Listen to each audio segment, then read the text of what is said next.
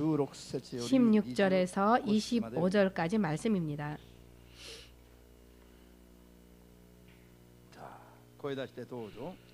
내 사랑하는 형제들아 속지 말라. 각양 좋은 은사와 온전한 선물이 다 위로부터 빛들의 아버지께로서 내려오나니 그는 변함도 없으시고 회전하는 그림자도 없으시니라.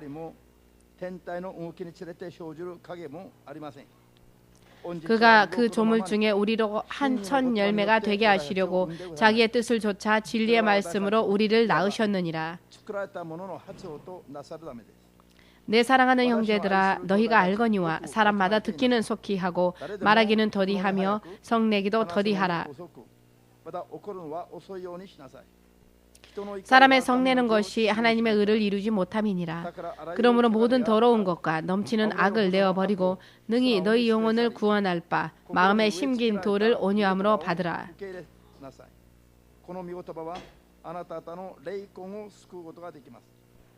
너희는 도를 행하는 자가 되고 듣기만 하여 자신을 속이는 자가 되지 말라.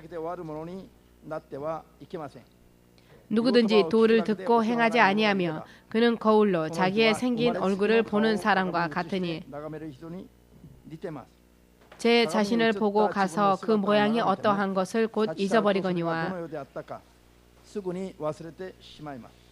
자유하게 하는 온전한 율법을 들여다 보고 있는 자는 듣고 잊어버리는 자가 아니요 실행하는 자니 이 사람이 그 행하는 일에 복을 받으리라. 아멘.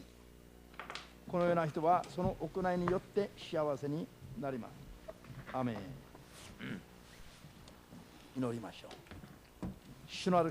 주되신 하나님, 이 시간도 주님의 이름으로 우리에게 주어지는 진리의 말씀, 주의 성령으로 도와주시어서 사랑하는 주의 자녀들이 바르게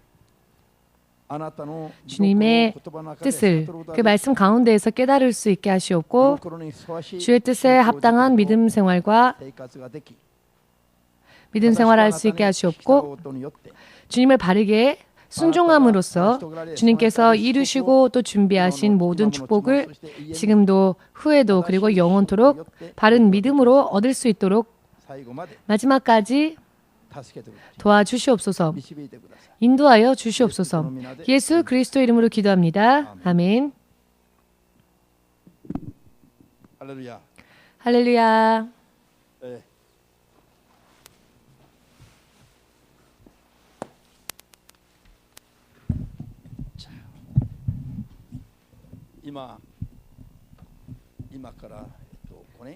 지금으로부터 5년 정도 전의 일이었습니다. 2011년 3월 11일 동북 삼현 지방에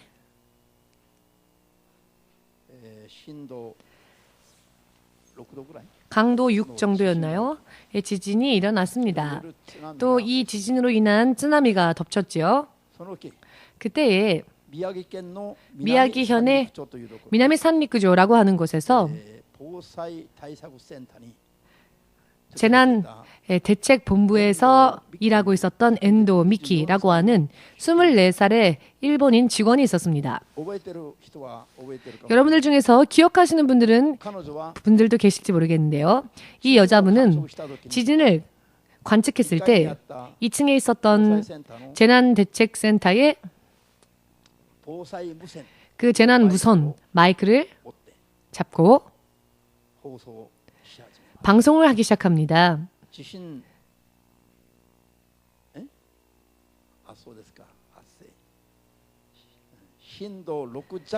진도 6약의 지진이 관측되었습니다. 쓰나미의 염려가 있습니다. 주민 여러분들은 급히 대피하시기 바랍니다. 지금 이제 곧 쓰나미가 덮쳐오니 이제 늦습니다. 그러니 빨리 높은 곳으로 대피하십시오. 약 30분 동안 이와 같은 경고의 아나운스를 계속 방송했답니다. 30분 정도. 이 여자분의 상사가 이제는 우리도 도망가지 않으면, 우리도 이제 피난하지 않으면 큰일 난다. 라고 말을 할 때까지 30분 동안 이 여자 직원은 방송을 계속 보낸 것입니다. 이 덕분으로 그 마을 주민이 약 17,700명 정도 있다고 하는데요. 그 반 이상의 주민들이 무사히 대피하여서 생명을 구할 수 있었답니다. 그렇지만 상사가 그만하라고 말할 때까지 덮쳐오는 쓰나미를 보면서도 방송을 멈추지 않았던 이 여자 직원 그 본인은 옥상으로 대피하라 라는 소리를 들었지만 이 직원이 방송실을 나오는 모습은 목격되어졌지만 옥상에서 그 여자 직원의 모습을 볼 수 없었답니다. 해일에 그 쓰나미에 함께 휩쓸려 가버린 것이죠. 그 후에 이 여자 직원을 아무도 찾을 수 없었답니다. 여러분, 이 이야기는요, 만들어낸 이야기가 아니라 실제로 미야기현의 산리쿠조라고 하는 지역에 실제로 일어났던 일이었습니다. 이 사건은요, 무엇을 우리에게 어떠한 교훈을 주는 것일까요? 이 여자 직원은 그 주민의 그 어느 누구보다도 쓰나미, 지진을 빨리 관측하였고 쓰나미가 덮쳐온다는 것을 보고 있었습니다. 정보와 지식을 가장 먼저 알고 있었고 가장 먼저 그것을 알고 있었습니다. 듣고 있었고요. 그리고 주민의 절반 이상을 대피시킬 수 있었습니다. 그렇지만 막상 당사자는 대피를 미처 하지 못한 것이죠. 이 여자 직원이 알고 있었던 정보와 지식이 그 장본인을 살리지는 못했습니다. 이 여자 직원이 살지 못했던 유일한 이유는 무엇이었느냐? 지식과 정보를 가지고는 있었지만 막상 장본인은 다른 사람들은 대피를 시키면서도 자기 자신은 그와 같이 대피하지 못했다는 것이죠. 자신의 몸은 움직이지 못했기 때문에, 대피하지 못했기 때문에 여기에 이 여자 직원의 생명이 떨어져 버리게 된 원인이 있는 것이죠. 어떤 의미로는 영웅입니다. 많은 사람들의 생명을 건졌으니까요. 그렇지만 그 본인은 어떤가요? 본인의 인생은 어떻습니까? 24살이라 하는 너무나도 젊은 나이에. 물론 자, 영적으로 볼 때는요, 이와 같은 부분들은 정말로 유감이며 있어서는 안 될 일입니다. 예수님이 전 인류를 다 구하셨다 할지라도 만일 당사자이신 예수님은 지옥으로 떨어지셨다면은 사람들이 구원을 얻은 것이 예수님에게 어떤 유익이 되겠습니까? 전 인류를 당신의 자녀 삼고 구원하기 위하여 피 흘리셨지만 막상 당신께서는 지옥으로 떨어져 버린다면 사람들의 영혼의 구원과 예수님과 어떤 관계가 있겠습니까? 여러분들이 전 인류를 다 구하였지만 당신은 지옥 1번지로 떨어진다면 그 아무것도 여러분들에게 위로가 되어줄 수 없는 것입니다. 이것은 교묘한 이야기가 아니라 정말로 현실적인 이야기입니다. 많은 크리스찬들이 예수님의 이름을 믿으면서도 마치 믿음 생활을요, 너무나도 추상적으로 가공되어진, 있지도 않은 가공되어진 어떤 추상적인 것을 쫓는 것과 같이 어떤 철학 혹은 학문을 공부하듯이 이와 같은 믿음을 가지고 있는 사람들이 너무나 많이 있습니다만 그것은 믿음이 아니라 잘못 생각하고 있는 것뿐입니다. 잘못 생각해서는 안 된다라는 본문 말씀을 읽으신 분들은 살아계신 하나님께 영광을 돌리시기 바랍니다. 믿음은 처음부터 바르게 만들어 나가지 않으면 도중에 그 믿음은 보장되어지지 못하며 아무런 약속도 주어지지 못합니다. 언제나 목사님이 설교하지요. 만일 이와 같은 이야기들이 1조 엔이라 할지라도 돈에 관련된 이야기라면 사실 어찌되건 상관없습니다. 1조억엔 있는 사람과 1억엔 있는 사람과 100억엔 있는 사람과 비교해 본다면 생활은 어떻게 들릴까요? 1조엔 있는 사람은 하루에 24끼를 먹습니까?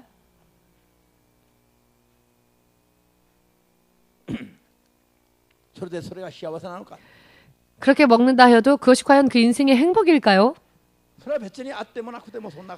사실 그런 많은 돈은요, 있어도 없어도 저는 관계없다고 생각합니다. 성경은 그렇게 말씀하시죠. 그렇지만 생명만큼은 우리에게 없어서는 안 될 것입니다. 돈은 있다가도 없고 없다가도 있지만 생명만큼은 그렇게 되어져서는 안 되는 것이죠. 말씀에 기록되어져 있는 하나님의 뜻은 사람의 생명을 지금뿐만이 아니라 우리의 장래뿐만이 아니라 살아도 끝이 오지 않는 영원토록 살게 되어지는 사람의 영혼의 생명을 좌우하는 것이 바로 성경의 하나님의 입술에서 나오신 기록되어진 말씀입니다.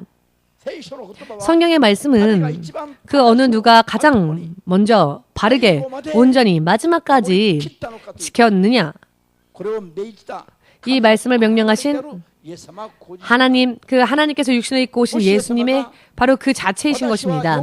만약 예수께서 나는 세상을 사랑한다, 세상에 있는 너희를 정말로 죽을 만큼 사랑한다 라고 큰 소리 치셨다 할지라도, 이렇게 성경의 기록까지 주셨다 할지라도 막상 당신은 우리를 구하기 위하여서 손가락 하나조차 까닭하지 않으신다면, 아무것도 우리를 위해서 해주지 않으셨다면 예수님의 큰 소리는 우리에게 있어서 아무런 도움도, 아무런 유익도 되어지지 않고 우리에게 아무런 관계가 없어지는 것입니다. 오직 예수님만 위대하실 뿐이지 우리하고는 관계가 없는 것이죠. 아무리 좋은 말을 나열하여도 그 좋은 말들이 우리하고는 아무런 관계가 없어지게 되는 것이죠. 막상 예수께서 약속대로 이 땅에 당신의 계획을 이루시고 사람조차도 견딜 수 없는 그와 같은 시련을 창조주 하나님께서 받으시고 단 하나도 부족함이 없이 묵묵히 모든 시련과 고난을 받으시고 미리 이렇게 될 것이다 라고 기록되어지고 예언되어진 말씀대로 모든 행위를 통하여서 그 말씀 하나하나를 실천하신 그 덕분으로 우리는 예수님의 이름을 믿으면 천국에 들어갈 수 있는 길이 겨우 열리게 된 것입니다. 믿으십니까? 사람의 인생도 사람의 사랑도 모든 사람의 인생의 영위가 그 움직임, 동작, 그 행동, 그 움직임 하나하나로 인해 정립되어집니다. 옆에 있는 분에게 물어보십시오. 너는 나를 사랑한 적 있냐라고 한번. 당신은 저를 사랑한 적 있습니까? 라고 갑자기 미안하지만 한번 물어보십시오. 말로는 형제님 사랑합니다. 자매님 사랑합니다. 우리는 잘 말하죠. 정말로 나를 사랑한 적이 있느냐고 한번 물어보십시오. 옆에 있는 분에게. 뻔뻔하게도 사랑한다고 말하죠. 그렇다면 이렇게 다시 되물어보십시오. 그렇다면 나를 위하여 무엇을 해주었습니까? 라고. 역시 말뿐이지 않았느냐. 말뿐이지 않았느냐. 저의 부인은요, 지금도 저에게 자기를 사랑하냐고 물어봅니다. 확인을 합니다. 그러면 저는 일일이 그것에 대해 대답하지 않으면 안 되죠. 알고 있잖아 라고 말하면 안 됩니다. 실제로 그 사랑을 표현하지 않으면 안 되는 것이죠.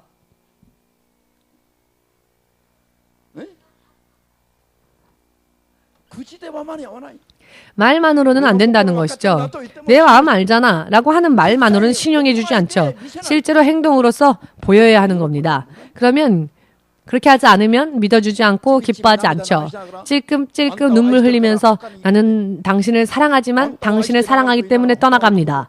이게 말이 됩니까? 사랑한다 하면서 다른 남자랑 결혼하는 그 사랑은 무엇일까요? 사랑이 아니죠. 사랑한다라고 하면서도 사랑하기 때문에 당신과는 헤어지고 다른 남자와 결혼하겠다 라고 하는 그 여인, 물론 이 자리에는 안 계실 거라고 생각합니다만은 그런 분이 그런 사랑에 속삭임에 마음이 움직여서 평생 그 여인을 마음에 품고 말입니다.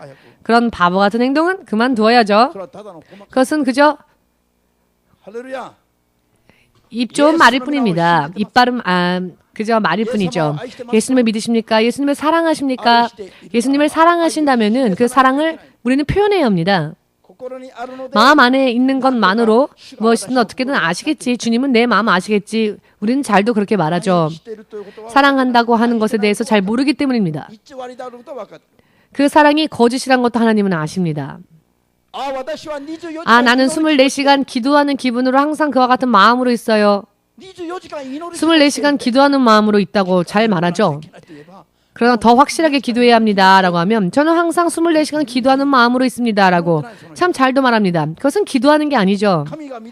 하나님께서 인정하시지 않습니다. 그와 같은 기도는 실제로 하나님을 향하여 무엇보다도 먼저 하나님을 우선으로 하나님을 존중하여 지금 기도하는 모든 것은 그 어느 것으로도 해결되어지지 않으며 예수님이 아니면 안 된다라고 하는 믿음을 가지고 그 믿음을 토대로 하여 기도라고 하는 행동을 실제로 보이지 않으면 그것은 기도가 아닙니다. 마음만으로는. 아멘 되십니까? 말씀 하나님의 뜻대로 살겠습니다. 기도하면서 믿습니다 하죠. 뭘 믿습니까? 믿습니다 하고는 절대로 행동으로 옮기지 않죠. 믿음은요, 믿습니다 라는 고백은 한 번으로 족합니다. 주 예수가 나의 생명의 구원주됨을 믿습니다. 마음으로 예수님을 영접하겠습니다. 단 한 번의 고백으로 족합니다. 믿습니다 라고 하는 고백은. 이제는 나중에는 하나님을 따라가는 행동으로 믿음을 우리가 보여야 하는 것이죠. 오늘부터 한번 해보시길 바랍니다. 그렇게 할 때 결과가 어떻게 되는지. 옆에 있는 사람한테, 나를 사랑한다고 하는 그 사람한테 예를 들어서 1000번 사랑한다고 말해보십시오. 1000번 사랑한다고 말해보십시오. 당신을 믿습니다. 당신을 사랑합니다. 당신을 믿습니다. 당신을 사랑합니다. 매일매일 1000번씩. 1년도 채 지나지 않아서 이혼하자 할 것입니다. 성가시고 귀찮다고 미친 거 아니냐고. 그런 말은 하지 않아도 되는 겁니다. 귀에 못이 박힐 뿐이죠. 사랑한다면 말이 아니라 그것을 행동으로 표현해야죠. 빵을 사다 주든지 커피라도 타다 주든지 아침밥을 맛있게 정성스럽게 만들어 주든지 예를 들어서 하는 말씀인데요. 아멘 되십니까? 믿음 생활을 우리는 잘못 생각해서는 안 됩니다. 믿음 생활을 착각하면 착각한 삶은 해봤자 나는 믿음이라 생각했지만 결국 허무하게 되기 때문입니다. 배부르지 않는데 왜 먹습니까? 내 몸에 유익하지 않는데 왜 행합니까? 결과적으로는 그것이 다 허무해지는데 왜 그것을 위하여 삽니까? 불확실한 것을 위해서 왜 합니까? 하면 한 만큼의 결과가 반드시 남는 약속을 토대로 한 것을 우리는 구해야 하지요. 하나님께서는 모두 생명을 비롯하여 세세한 축복까지도 하나님의 약속 가운데에서 계명이라 하는 명령을 통하여 계명을 하나님은 명령이라 하십니다. 이렇게 하라, 이렇게 하지 마라. 이 계명을 명령으로서 우리에게 주셨습니다. 하지 마라고 하면 하지 않고 하라 하시면 하고 명령을 따르고 순종하는 이와 같은 행위를 우리가 먼저 보여야 하고 하나님이 인정하실 때까지 옳다 하실 때까지 그 믿음의 행위를 계속 보여야 하는 이와 같은 믿음을 하나님께서 보실 때 주께서 인정하실 때 주께서 합당하다 여기실 때 비로소 주님으로부터 응답이 오는 것입니다. 아멘.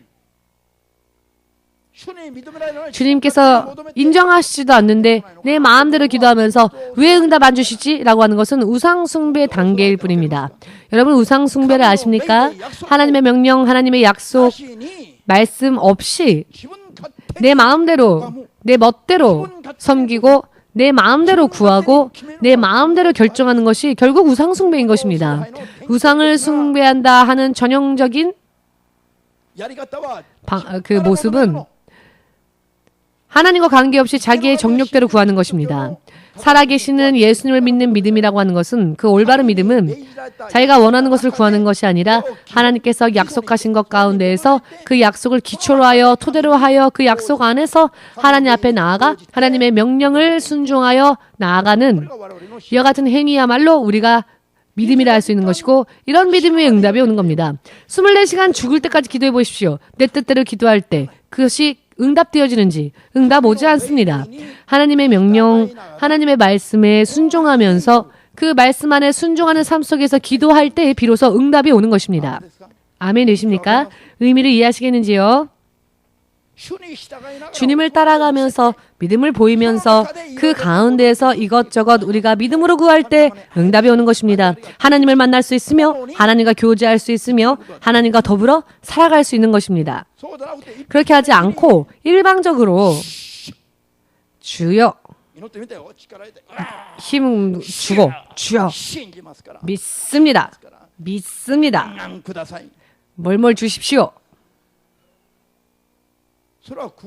그것은요 우상숭배에 지나지 않는다는 것입니다. 그것은요 성경에는 어떠한 말씀이 있느냐 나를 향하신 하나님의 뜻은 어떠한 것인가 이것을 먼저 살피고 그 말씀을 토대로 하여서 그 말씀대로 승리할 수 있도록 그 말씀대로 살아갈 수 있도록 기도하여 나아갈 때에 상상을 초월하는 내 스스로는 이룰 수 없는 하나님의 역사가 아니고는 실현되어지지 않는 하나님의 축복이 여러분과 저를 만족시켜 주시는 것입니다.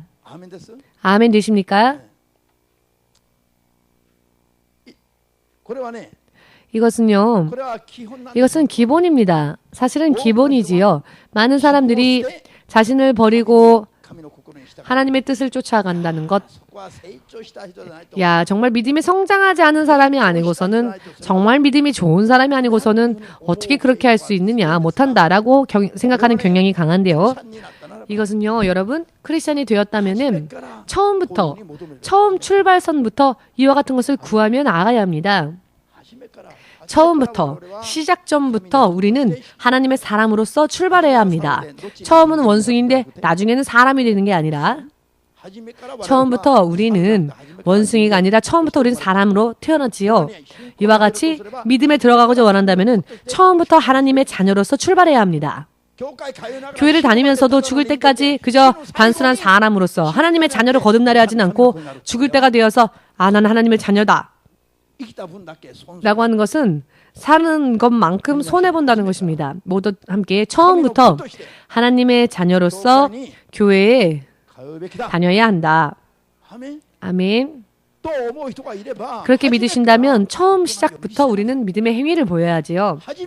처음부터 강요되어져서가 아니라, 강요받아서가 아니라 스스로의 믿음으로 하나에서 10까지 자신의 믿음으로 처음부터 행위로서 더욱더 그 믿음을 보이며 하나님 앞에 합당함을 받을 수 있도록 노력해야 합니다. 하나님을 예배하고자 원하십니까? 그렇다면 여러분들의 육신으로, 여러분들의 몸으로 살아계신 하나님 앞에 산 제물을 드리십시오.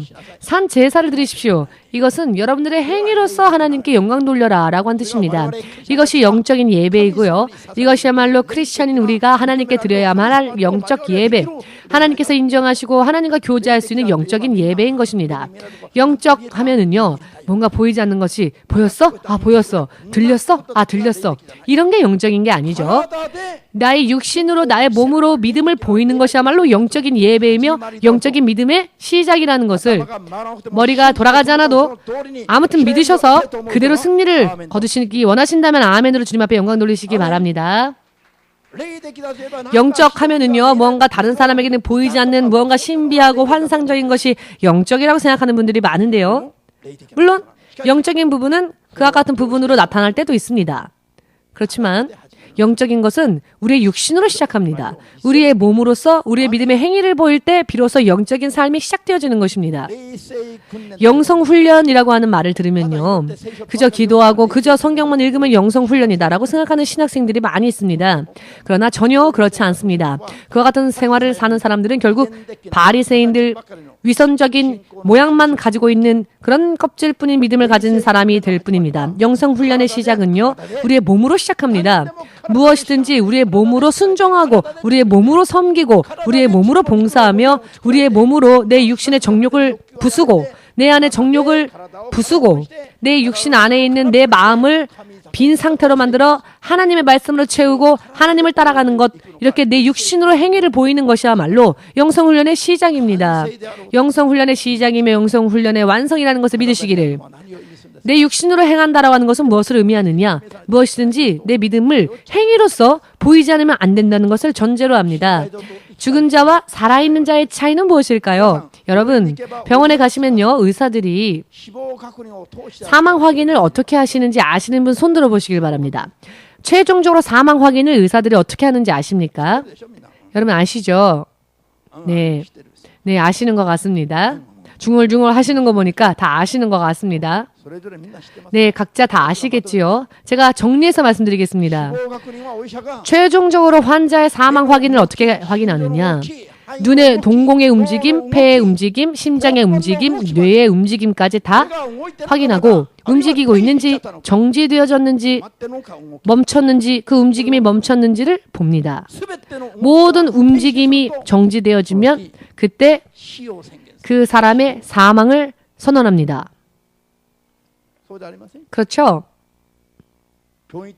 병원에 가셔서 여러분들 마음대로 막 말하시면서 내 머리를 막 이렇게 흔들면은요, 결코 여러분들을 사망했다고 말하지 않습니다. 그렇죠? 의사들은요, 너무나도 잘합니다. 모든 움직임, 즉 모든 행위가 멈추었을 때 온전히 정지했는지 정지하지 않았는지, 일본은 뇌의 움직임이 멈추면 벌써 뇌사라고 하여서 죽었다고 판정하지요. 그러나 심장이 움직이고 있는데도 불구하고 뇌만 죽으면 뇌사라고 하여서 죽었다고 판정하는데요. 그것은 살아있는 사람을 버리는 행위와 마찬가지입니다. 심박 정지까지가 확인되어지지 않았을 때에는 사망 확인해서는 안 되죠. 왜냐하면 뇌사 상태에서 다시 살아나는 사람들이 있기 때문입니다. 모든 움직임이 육신의 움직임이 정지되었을 때, 멈췄을 때 그것을 보고 사망이라고 판단하고 사망 확인을 하는 것입니다. 죽은 자는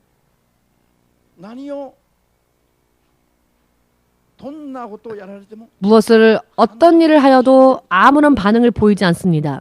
모든 움직임이 멈춰버렸기 때문에. 그렇지만 살아있는 사람은, 살아있는 부분은요, 자극을 주면 반응을 보입니다. 네. 나사로가 무덤 속에 있었죠.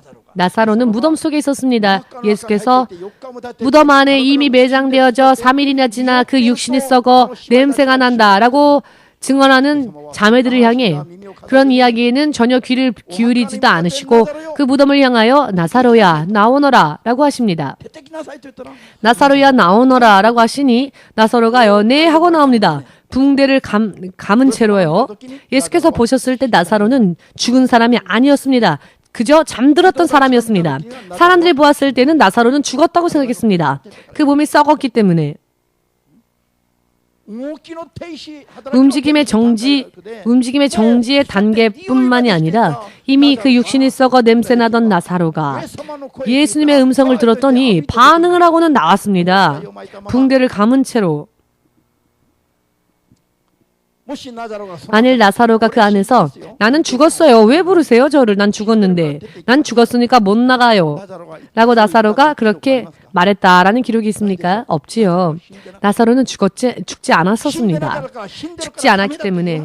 자, 죽어서 안 된다라고 예수께서 말씀하지 않으셨죠. 나사로 또한 나도 죽었기 때문에 예수님의 부름에 대답을 못합니다. 라고 말하지 않았습니다.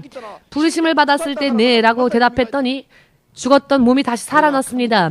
이것이 바로 하나님과 더불어 사는 사람의 보여야 할 행위입니다. 즉 하나님의 말씀에 반응을 보이는 것, 그럴 때 비로소 사는 것입니다.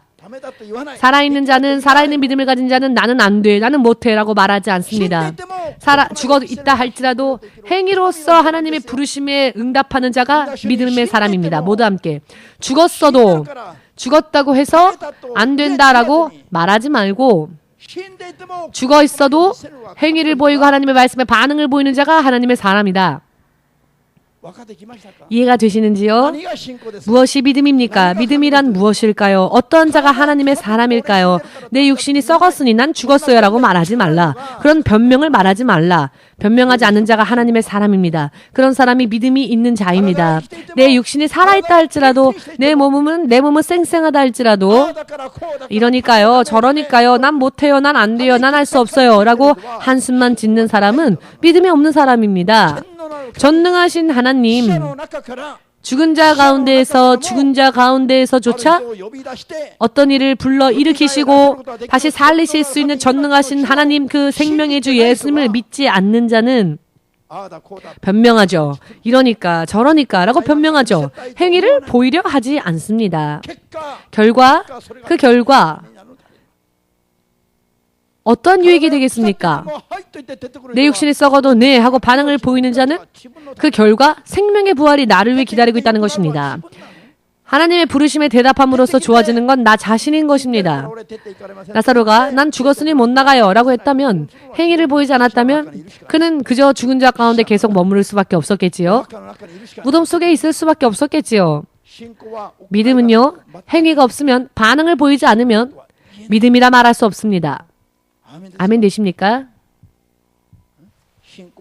믿음은 행위를 통하여서 비로소 나에게 믿음이 있다라고 말할 수 있게 되는 것입니다. 이것을 깨달으신다면은 믿음 생활을 어떻게 해야 할지가 여러분들 눈에도 보이게 될 것입니다. 여러분들 눈에 보이게 될 것입니다. 요단강에 들어가라. 죽을 것 같은데요? 죽지도 않았는데 죽을 것 같다라고 두려워합니다. 아직 안 죽었잖아요. 당신은 아직 죽지 않았어요. 그런데 죽을 것 같다 하고 미리 겁을 먹고 미리 두려워합니다. 그런 사람은 크리스찬이 아닙니다. 들어가 보지도 않고 죽지도 않았는데 그저 그 환경만 보고 아우 무서워 두려워 난 못해. 그런 사람이 어찌 하나님의 사람이라 할 수 있겠습니까? 어찌 나는 하나님을 믿는 믿음이 있습니다라고 말할 수 있겠습니까? 믿음이 없는 거지요. 이와 같은 사람들 가운데에는 믿음이 없습니다. 그렇기 때문에 가지를 못하는 거죠. 들어가지를 못하는 거죠. 행동을 보이지 못하는 거죠. 믿음이 있다면 죽어도 반응해야 하는데 아직 죽지도 않았는데 미리 일어나지도 않은 것들에 대해서 두려워합니다. 나는 죽을 것 같아 라고. 일어나지도 않은 일 때문에 걱정하고 두려워하는 그와 같은 불신앙이 없어질 때까지 하나님은 그 사람들을 훈련시키실 겁니다. 그러면 훈련에 들어가면 고난이 있지요. 할렐루야. 아멘. 믿음은요, 행위를 보이면 주님이 역사하십니다. 그리고 그 주의 능력으로 인해 사는 자가 바로 믿음의 사람이고 그와 같은 생활이 믿음 생활입니다. 주님께서 역사하시기 전에 언제나 내 스스로 움직이고 내 스스로 행하는 자는 예수께서 역사하시기 전에 먼저 내가 스스로 판단하고 내 스스로 생각하여 내 스스로 일하는 그런 사람은, 결론을 내리는 사람은 믿음으로 사는 자가 아니죠. 아직도 스스로의 힘으로 사는 사람일 뿐입니다.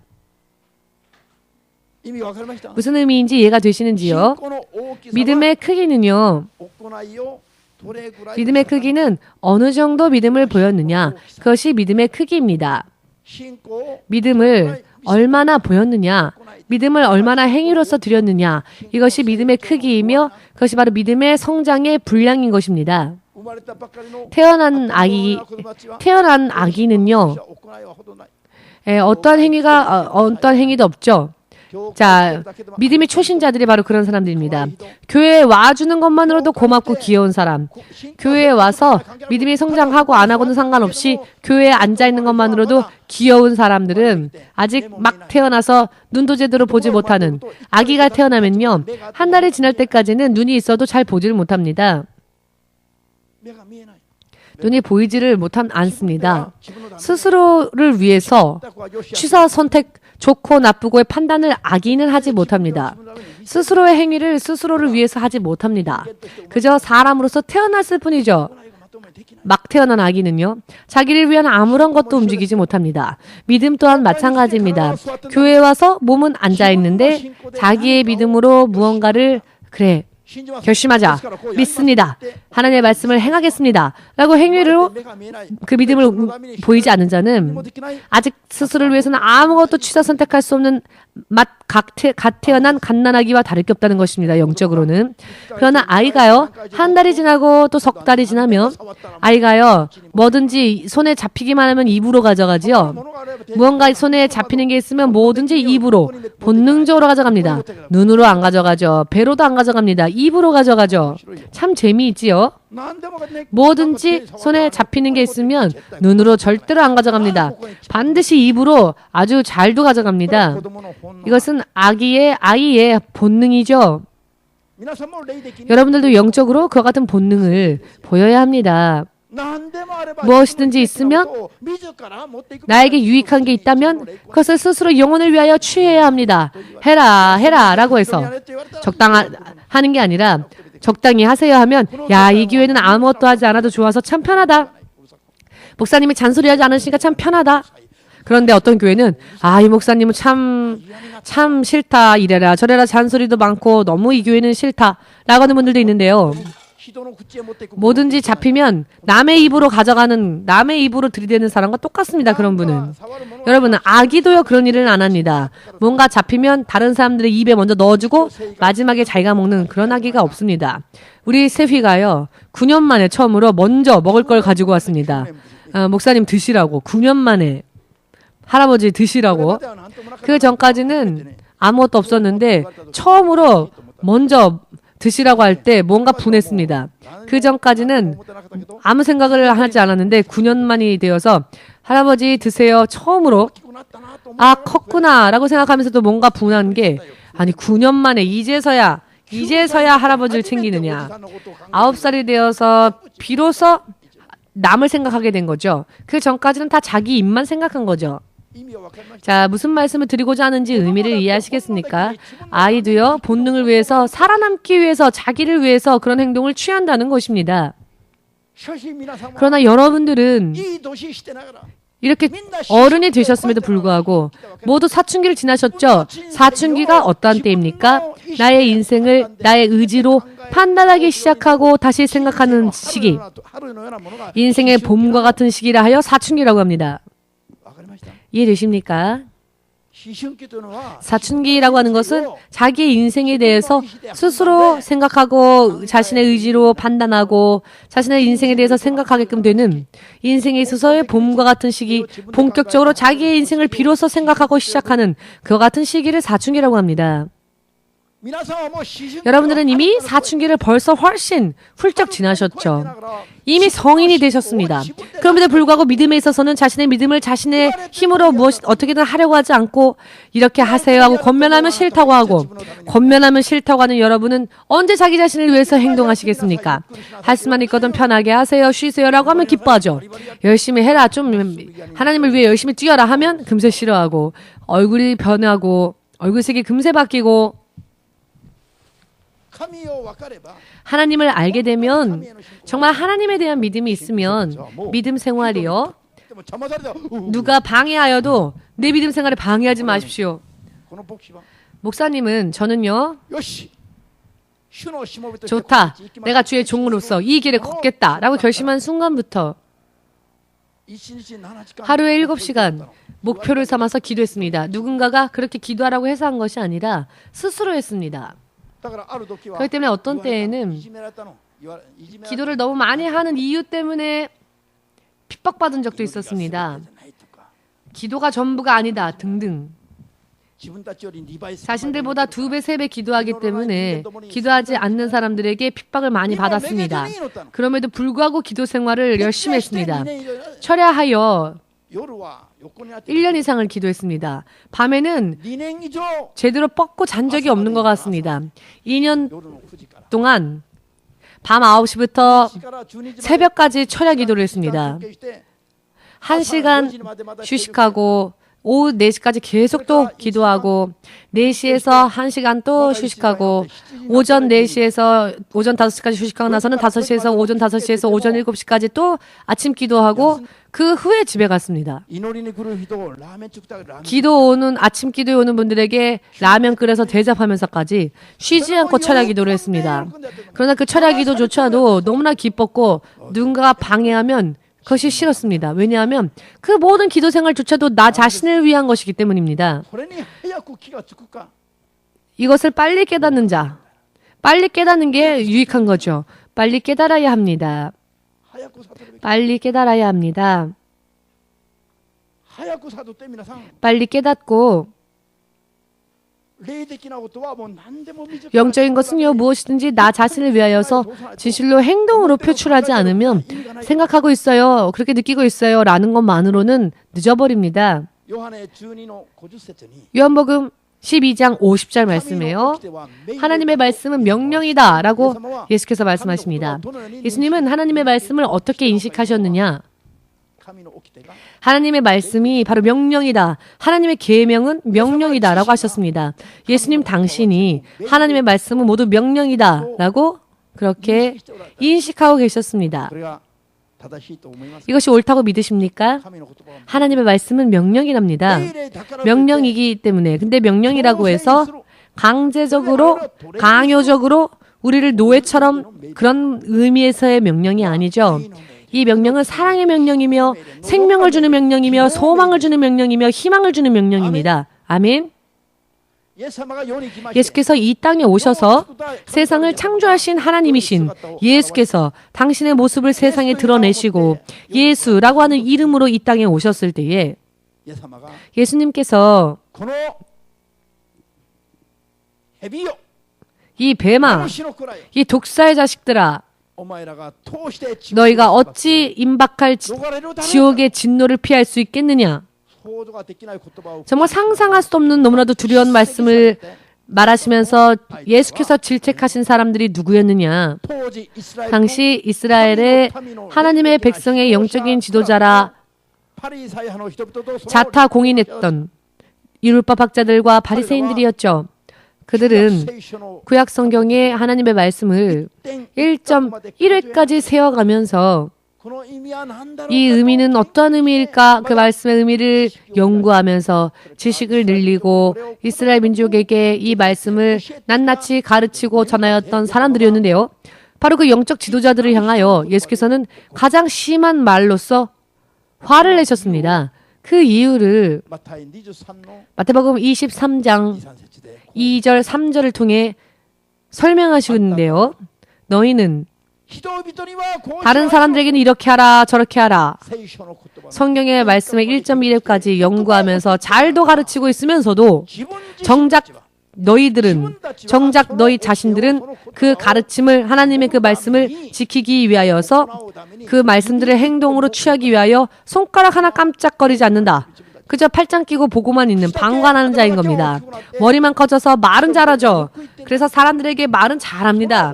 그렇지만 그 가르침을 스스로 행동으로 옮기지는 않는 겁니다. 그것을 행하기 위하여 하나님의 말씀을 행하기 위하여 손가락 하나 까딱하지 않는다는 겁니다.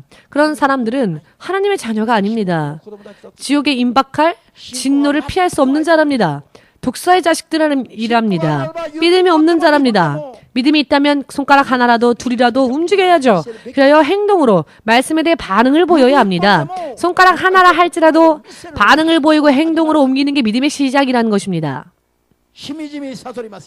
뼈저리게 깨달으시길 예수 이름으로 축복합니다. 아멘 되십니까?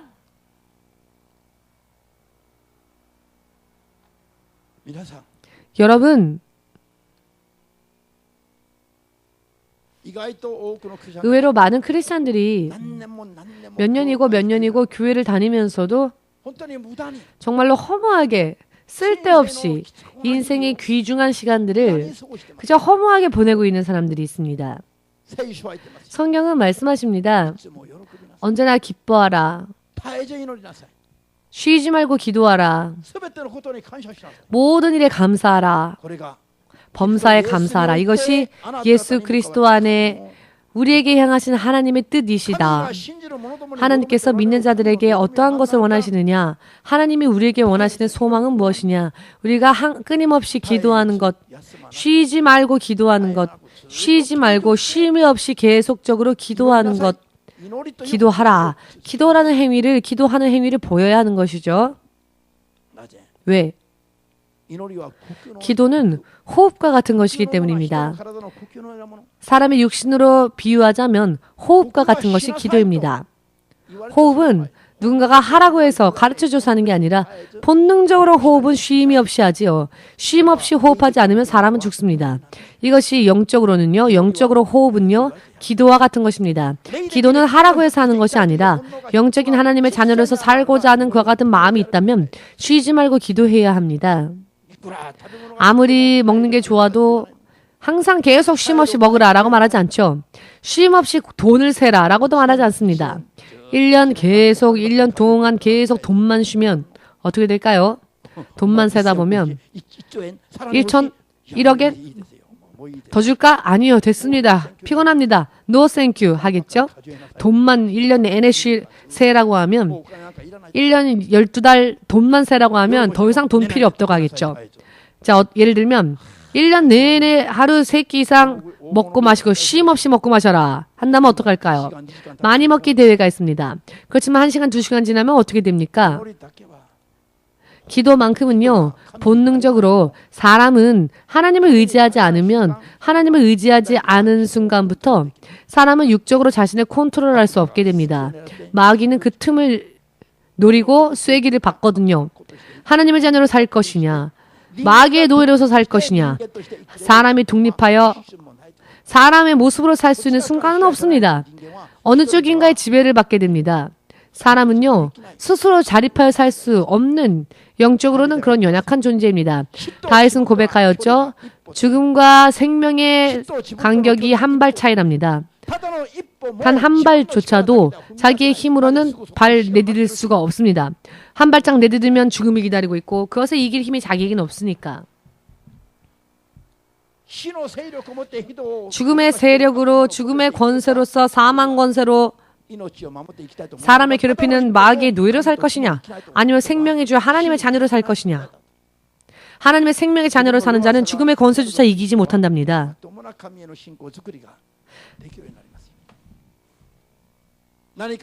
뭔가 자신이 가지고 있는 것으로 어떻게든 되겠지라고 생각하는 순간, 생각하는 동안은 절대로 온전한 믿음의 행위를 하나님 앞에 보일 수가 없습니다. 할 수가 없습니다. 그것이 부서지고 그것이 깨지고 정말로 아침의 이슬과 같이 허무한 것이라는 것을 깨닫고 비로소 진정한 의미에서 믿음으로 살아갈 수 있게 되고 진정한 의미에서 믿음을 하나님 앞에 행위로서 하나님이 아니면 안 된다. 하나님이 아니시고는 살 수 없다. 진정한 그런 믿음으로서 드디어 행동으로 옮길 수 있게 되는 것이죠. 그러나 쉬지 않고 기도하지 않는 사람은 아무리 들어도 머리에는 지식으로 남지만 길바닥에 뿌려진 씨와 같아서 뿌리를 내리지 못하죠. 아무리 기합을 주고 하나님 앞에 구하여도 이와 같은 것을 깨닫지 못하면 하나님과의 거리는 역시 멀어지는 것입니다. 멀어지는 것입니다. 하나님이 인정하시는 자가 어찌 문제를 일으키겠습니까? 사람의 인생에 문제가 일어난다고 하는 것은 먼저 자신의 믿음의 어딘가에 문제가 있다라는 것입니다. 모두 함께 과거에 지금까지의 믿음이란 행위에 문제가 있었던 것이 나중에 트러블을 야기한다. 아멘. 지금까지의 믿음의 행위, 지금까지의 삶의 방식에 무언가 문제가 있다면 그것이 나중에 덧나서 인생의 여러 많은 문제로서 터지는 겁니다. 행위에 문제가 있었다는 것이죠. 마음이 아무리 타올라도 그 마음이 타는 것만으로는 관계가 없습니다. 마음이 뜨거운 것만으로는 믿음과 관계가 없습니다. 뜨거운 그 마음을 행위로 옮길 때 여기에 문제가 있었는지 없었는지 그것이 기준이 되어서 후에 트러블이 일어나느냐 일어나지 않느냐가 좌우되어지는 것입니다. 인생의 여러 많은 문제가 좌우되어지는 것입니다. 그러니 회개도요. 내가 나빴다, 내가 잘못했다 인정하고 후회하는 것만으로는 진정한 회개가 아닙니다. 후회하는 단계만으로는 회개가 아닙니다. 사람들은요, 자기의 과오를 인정하고는 자, 이것을 후회하면 그게 회개가 이루어졌다라고 생각하는데요. 그것은 전혀 회개와 관계가 없습니다. 후회했다면 행위를 바꿔야 합니다. 삶의 방식도 바꿔야 합니다. 아멘. 그래야 두 번 다시 그와 같은 죄를 범하지 않도록 행위로서 노력하는 것, 하나님께서 인정하실 때까지 유지해 나아가는 것, 그와 같은 행위를 계속 보이는 것이야말로 회개입니다. 진정한 회개는요,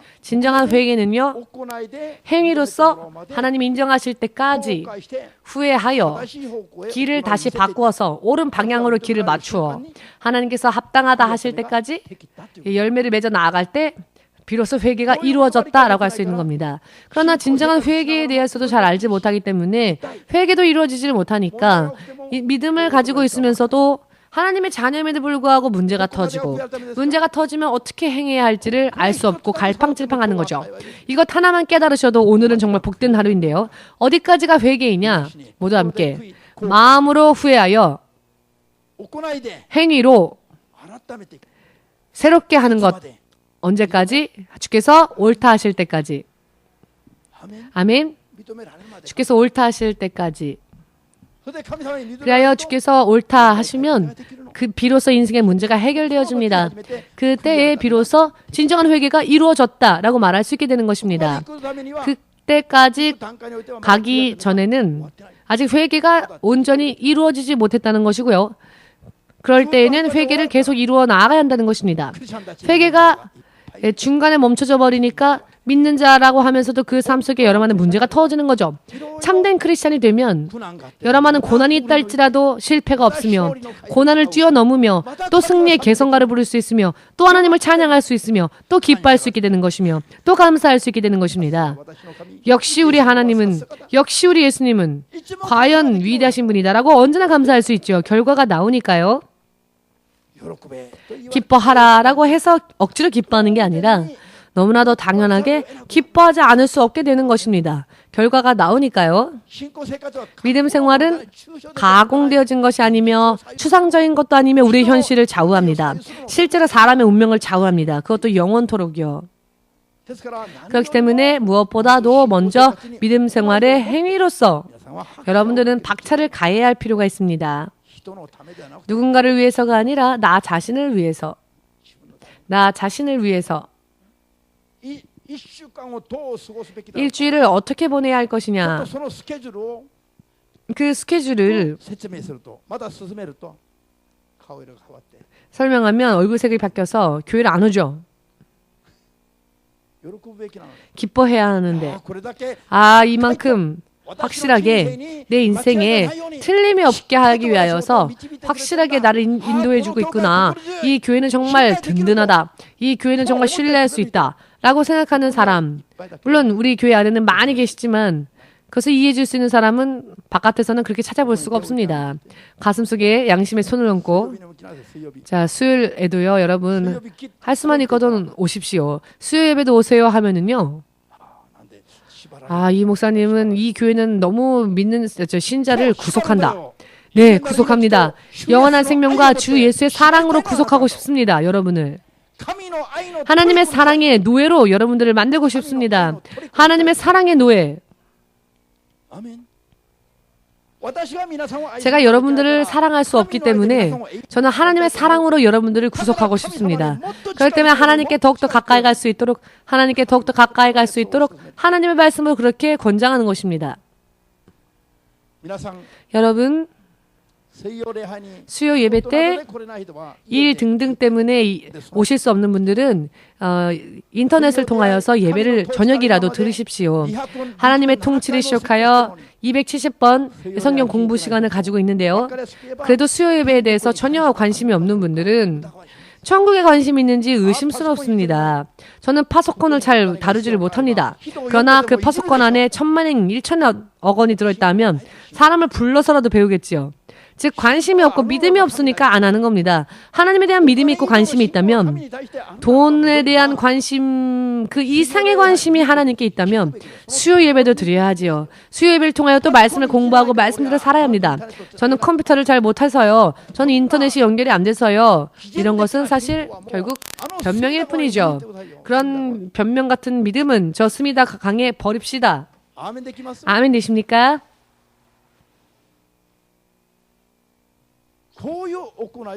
이와 같은 행위를 보이려는 하지 않고 이런 행위를 보이지는 않으면서 어찌 하나님 앞에 선한 것을 얻을 수 있으리라 소망할 수 있겠습니까? 결국 그것은 위선적인 믿음이라도 인정해달라라고 하는 거죠. 위선도 인정해달라. 거짓도 인정해달라. 마귀의 자녀로 사는 모습도 인정해달라. 눈 감아달라라고 하는 것이죠. 이 땅에서 필요한 것들만 좀 주시면 좋겠는데 그 이외에는 내가 지옥 가는 일을 한다 할지라도 더 이상 간섭하지 말아주세요. 내가 지옥 가는 일을 한다 할지라도 나를 간섭하지 마십시오. 결국은 나를 편안하게 지옥 가게 해주십시오라고 하는 것과 다를 게 뭐가 있겠습니까? 예수님의 설교에 무엇을 기대해야 할까요? 마음의 위로를 기대하십니까? 그렇다면 예수님의 설교는 여러분 못 들으실 겁니다. 예수님은요. 독사의 자식들아 라고까지 면전에 대해 말씀하셨던 분이었습니다. 자, 그렇다면 예수님의 설교는 인격이 없는 설교입니까? 있는 그대로를 그대로의 모습으로는 지옥 갈 수밖에 없기 때문에 경고하신 것뿐입니다. 이것이야말로 사랑이라는 것을 깨달으시길. 아멘. 위로를 얻기 위해서라면 위로를 얻길 원한다면 커피라도 한 잔 마시던지 일본 술이라도 마시던지 그 편이 더 위로를 얻을 수 있을 겁니다. 딱딱한 의자에 앉아서 자기의 취미, 취향과는 전혀 관계없는 이야기를 일방적으로 듣다 보면 정말 이렇게 고통스러운 것도 없다. 예수님 앞에 지옥의 자식들아 라고 말씀을 들었던 바리새인들과 율법학자들의 그때의 기분을 생각해 보셨습니까? 얼마나 최악이었을까요? 자신들은 영적 지도자라고 자부하고 있는데 독사의 자식들이라고 하시니. 그렇지만 이와 같은 이야기를 듣고 난 뒤에도 율법학자들과 바리새인들 가운데에서 물론 회개하여 하나님께 돌아온 자가 있는가 하면 그것보다 더 많은 사람들은 예수님을 떠났죠. 예수님을 눈앞에 모셨으면서 예수님의 목소리를 눈앞에서 들으면서도 예수의 말씀을 친히 들었음에도 불구하고 예수님을 떠난 사람들이 예수님께 돌아온 자들보다 훨씬 더 많습니다. 그 이유는 왜일까요? 육의 생각과 감각을 역시 뛰어넘지 못하기 때문입니다. 육의 생각과 감각을 가지고 믿음 생활을 해야 하는데 최근 저는 너무 근심스럽고 너무 슬픕니다. 어떤 목사님의 설교를 들었는데요. 우리 교회의 어떤 집사님이 보여주었습니다. 한번 들어보세요 하고 이 목사님이 말하고자 하는 설교가 무슨 뜻입니까? 3분 정도 들었는데 어떻게 해야 할까? 어떻게 하면 크리스찬들을 구할 수 있을까요? 어찌하면 세상 사람들이 아니라 먼저 교회를 다닌다고 하는 저 크리스찬들을 어떻게 하면 도울 수 있을까요? 어떻게 하면 구할 수 있을까요? 지금은 크리스찬들을 구해야 할 그런 시대가 되어버렸습니다. 지금은 위선이 설교를 하고 있고 거짓의 설교를 하고 있습니다. 지옥 갈 설교를 하고 있습니다. 성령을 알지 못하는 자가 성령에 대한 말을 하고 있습니다. 전혀 성령을 알지 못하면서 정말로요. 그것을 생각할 때에 머릿속에 다른 생각들이 머릿속에 들어오진 않습니다. 이런 사람들은 뭐 대답이 없죠. 답이 없습니다. 왜? 성령에 의하지 않고서는 해석할 수 없는 하나님의 말씀을 연구하고 인간적인 지혜와 지식으로 연구하니 자기의 머릿속에 드는 것뿐만 아니라 그것을 다른 사람들에게 가르치기까지 합니다. 잘못되어진 해석을.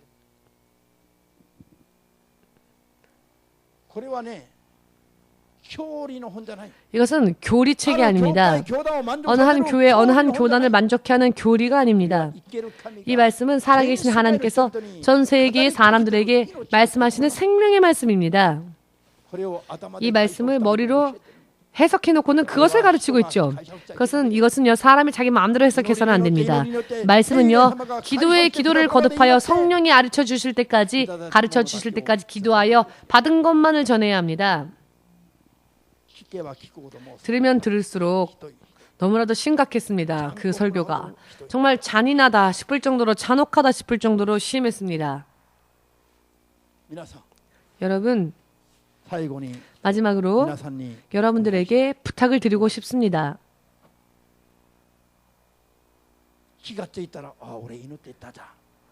문득 나를 돌아보니 먹을 거에 몰두하고 있고 맛있는 게 몰두하고 있고 사람과 이야기하는데 몰두하는 게 아니라 문득 나를 돌아보면 지금 기도하고 있었던 내가 지금 기도하고 있었네. 화장실에서도 기도하고 걸으면서도 기도하고 운전하면서도 기도하고 자면서도 기도하고 나 지금 계속 기도하고 있네. 이런 여러분들이 되시길 바랍니다. 이런 믿음 생활에 도전해 보시길 바랍니다. 성령에 온전히 절여지시길 바랍니다. 배추가 이렇게 딱딱한 배추가 소금에 절여지면 물렁물렁 흐물흐물해지지요. 성령에 소금 절여져서 성령에 절여져서 나는 이래요가 아니라 예수님이 말씀하시는 대로 순종하여 무엇이든지 흐물흐물 예수님의 말씀 앞에는 흐물흐물 마치 문어처럼 말입니다. 뼈가 있어도 없는 것처럼 쉬지 말고 기도하라 라고 하는 말씀만 예수님은 쉬지 말라고 하셨습니다. 데살로니가전서 5장 17절 말씀에 쉬지 말고 기도하라 하셨습니다. 에베소서 6장 18절에도 너희는 성령으로 그냥 영은요 귀신도 영이고요 악령도 영이고요 예수님도 영이십니다. 그러니 무조건 막연하게 영이라고 하지 말고 성령이라고 해야 합니다. 성령 악한 영이 기도를 돕지 못하죠. 성령의 도우심을 받아 깨어서 인내하며 쉬지 말고 기도하라. 육의 생각으로 자기 마음대로 멋대로 기도하지 말라는 것입니다. 기도하려고 하면 방언으로 열심히 기도하십시오. 방언으로 하나님 앞에 성령이 인도하시는 대로 맡기고 기도하십시오. 그런 뜻입니다. 왜냐하면 영어로 기도하는 기도가 우리에게 유익하기 때문입니다. 물론 방언으로만 기도하면 마음이 허무하죠. 나는 아무것도 기도한 게 없는 것 같아. 내 마음을 만족해 하기 위해서도 사도 바울처럼 마음으로도 기도하시고 방언으로도 기도하시고 마음으로도 충분히 기도하시고 방언으로도 쉬지 말고 기도하시고 아무튼 여러분들의 기도가 영의 성령의 도우심을 받아 끈기 있게 인내 있게 기도할 수 있는 것은 허무한 기도를 하지 않게 되는 것이죠. 마음에 있는 기도를 그만두라는 게 아니라 쓸데없는 기도는 그만두라는 것입니다. 정욕적인 기도, 그와 같은 기도는 그만두라. 방언을 받으면 좋은 것은 동시에 내 영이 성령으로도 기도할 수 있고 내 혼이 내 마음의 생각으로도 기도할 수 있고 두 가지 기도를 할 수 있으니 좋죠. 입으로는 방언으로 기도하지만 마음은 계속적으로 이 사람을 위해 기도하고 저 사람을 위해 기도하고 이 문제를 위해 기도하고 있습니다. 영으로 성령의 도우심을 받아 방언으로 기도하는 것은 그 기도가 성령의 도우심으로 기도하고 있기 때문에 사실 자기가 무슨 기도를 하고 있는지 자기는 모르죠. 그렇기 때문에 성령의 도우심으로 하는 방언 기도 이외에도 내 마음으로도 기도하는 겁니다. 기도해야 될 문제들, 제목들을 가지고 기도만큼은 쉬지 말고 해야 합니다. 아멘. 왜 기도를 오늘은 강조하느냐? 기도라고 하는 행위에 대하여서 왜 강조했느냐? 기도하지 않는 사람들은 이와 같이 설교하지 않고 기도하는 사람들을 보면 기도하지 않고 설교하는 사람들을 보면 전 정말 죽을 것 같습니다. 저는 고통스럽습니다. 어찌하면 이런 사람들을 깨달게 할 수 있을까? 방법이 없습니다. 왜냐하면 이미 컸기 때문에 이미 머리가 컸기 때문에 누구의 말도 들으려 하지 않죠. 그렇게 되면 아무의 충언도 듣지 않습니다. 그러나 처음부터 잘못되어졌기 때문에 어디에서 고쳐야 되느냐가 아니라 처음부터 출발이 잘못되어졌죠. 성경을 해석하는 것, 그 처음부터가 잘못되어졌죠. 성경은 사람의 지식으로 해석해서는 안 되고 기도하여 성령으로 해석받아야 합니다. 아멘 되십니까? 그렇기 때문에 우리는 앞으로 무엇을 어떻게 해야 하느냐? 먼저 오늘부터 쉬지 말고 기도하는 여러분들 되시기를. 아멘. 쉬지 말고 기도하면서 성령의 말씀을 바르게 깨닫고 그리고 한 가지 전부 말씀을 듣자마자 말씀을 읽자마자 그 말씀을 행동으로 옮겨 나아갈 때 비로소 이와 같은 것들이 믿음 생활이 되는 것입니다. 읽고 들어도 믿음으로 생활을 보이지 않으면 믿음과 생활이 하나가 되지 못합니다. 설교를 듣고 아멘 했다는 것만으로 이것이 우리의 믿음이 된 건 아니죠. 자, 그 아멘으로 한 말씀을 행동으로 옮길 때 믿음으로 연결되어지는 겁니다. 믿음과 생활이 연결되어질 때 비로소 온전한 믿음이 되는 것입니다. 아멘 되어지십니까? 예배에 온 것만으로 믿음이 아닙니다. 듣고 아멘 했다면 아멘한 말씀을 행동으로 옮길 때 비로소 믿음이 인정되어지는 것입니다. 아멘 되어지십니까? 하루에 24시간 기도한다고 그것이 믿음이 아니죠. 기도했다면 따라가야 합니다. 순종하는 모습을 보여야 하고 행동으로 옮겨야 합니다. 기한만 주지 마십시오. 믿습니다라고 기한만 주지 마십시오. 믿습니다라고 하지 않으셔도 그런 말을 하지 않아도 행동으로 보이면 하나님은 응답 주십니다. 그런 말 하지 말고 행동으로 보입시다. 하루에 7,000번, 하루에 1,000번 부인에게 사랑한다고 한번 말해보십시오. 나중에는 귀찮아서 성 가셔서 저리 가라고 이혼하자고 정신이 이상해졌냐고 하겠죠. 말뿐인 것은 의미가 없습니다. 사랑한다면 저처럼 표현해야죠. 그것이 살아남는 방법입니다. 할렐루야. 사람의 인생은 인간관계도 그렇지만 하나님과의 관계에 있어서도 그렇지만 행위로서 증명되어지는 것입니다. 아멘. 행위가 없는 믿음은 죽은 믿음입니다. 마지막으로 행위가 없는 곳에는 죽음이 머무른다. 살아있다면 반응을 보여야죠. 말씀에 대해서. 자, 함께 기도하겠습니다.